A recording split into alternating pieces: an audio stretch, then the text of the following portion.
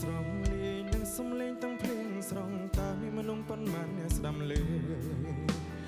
ទាំងភ្លេងស្រងនៅខាងក្រៅលឺសូតតតងតតងដោយទាំងភ្នែកខ្ញុំខាងក្រៅមិនភ្លៀងធំ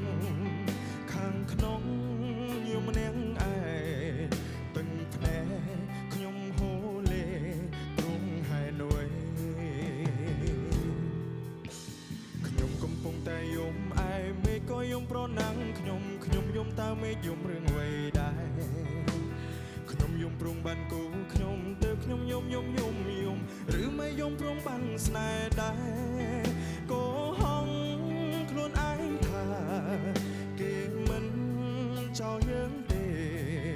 គេគ្រាន់ចង់លបងស្នេហ៍ចង់សាងចិត្តទាំងភ្លៀងជាអ្វីក៏ដូចទឹកភ្នែកខ្ញុំធំហើយនៅតែយំព្រោះរឿងស្នេហ៍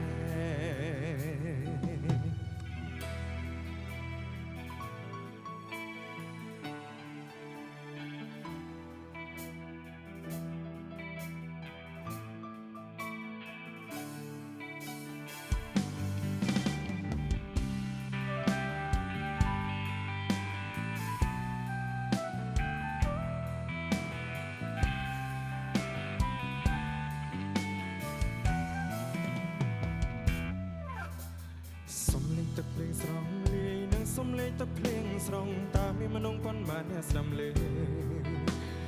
ទឹកភ្លេងស្រងនៅខាងក្រៅលឺសូតតតងដោយទាំងភ្នែកខ្ញុំខាងក្រៅមិនភ្លៀងធំខាងក្នុងយំនាងឯទាំងភ្នែកខ្ញុំហូរលេព្រងហើយនួយខ្ញុំកំពុងតែយំឯមេឃក៏យំប្រណាំងខ្ញុំយំតើមេឃយំរឿងអ្វីដែរ